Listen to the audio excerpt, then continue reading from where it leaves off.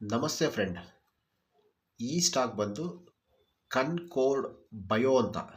ಈ ಒಂದು ಸ್ಟಾಕನ್ನು ನಾವು 2 ಗಂಟೆ 10 ನಿಮಿಷಕ್ಕೆ ಬೈ ಮಾಡಿದ್ರೆ 3 ಗಂಟೆ 30 ನಿಮಿಷವರೆಗೂ ತಿರುಗಿ ನೋಡೋ ಥರನೇ ಇಲ್ಲ. ಈ ಜಾಗದಲ್ಲಿ ನೀವು ಯಾವುದೇ ಒಂದು ಇಂಡಿಕೇಟರ್ ಹಾಕಿದ್ರೂ ಪರ್ಫೆಕ್ಟ್ ಬೈ ಕೊಟ್ಟಿರ್ತೈತೆ. ಆದರೆ ನಿಫ್ಟಿ 50ನಲ್ಲಿ 50 ಸ್ಟಾಕ್ ಐತೆ, ನಿಫ್ಟಿ 100ಅಲ್ಲಿ 100 ಸ್ಟಾಕ್ ಐತೆ, ನಿಫ್ಟಿ 200ಅಲ್ಲಿ 200 ಸ್ಟಾಕ್ ಐತೆ, ನಿಫ್ಟಿ 500 500 ಸ್ಟಾಕ್ ಐತೆ. ಟೋಟಲ್ ಸ್ಟಾಕ್ ಮಾರ್ಕೆಟಲ್ಲಿ 5,000 ಸ್ಟಾಕ್ಸ್ ಇರ್ಬೋದು. ಇದ್ರೂ ಈ ಒಂದು ಸ್ಟಾಕ್ ಇವತ್ತು ಟಾಪ್ ಗೈನರ್ ಯಾಕಾಯಿತು?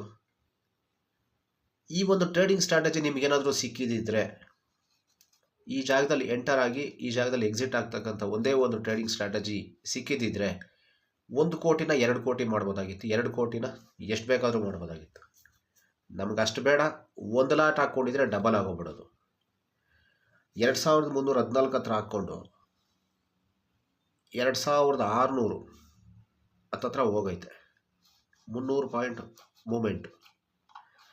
ಈ ಥರ ಟ್ರೇಡಿಂಗ್ ಸ್ಟ್ರಾಟಜಿ ನೀವು ಯಾವುದೇ ಒಂದು ಇಂಡಿಕೇಟರ್ ಇವತ್ತು ಹಾಕ್ರಿ, ಕನ್ಕೋರ್ಡ್ ಬಯೋ ಅಂದ್ಬಿಟ್ಟು ಈ ಒಂದು ಸ್ಟಾಕ್ ಹೆಸರು ಅಂದ್ಬಿಟ್ಟು ಈ ಒಂದು ಎಲ್ಲ ಇಂಡಿಕೇಟ್ರು ಇರ್ತಕ್ಕಂಥ ವರ್ಲ್ಡಲ್ಲಿ ಇರ್ತಕ್ಕಂಥ ಎಲ್ಲ ಇಂಡಿಕೇಟ್ರು 2 ಗಂಟೆ 10 ನಿಮಿಷದಲ್ಲಿ ಬೈ ಕೊಟ್ಟಿರ್ತವೆ. ಇಷ್ಟೇ.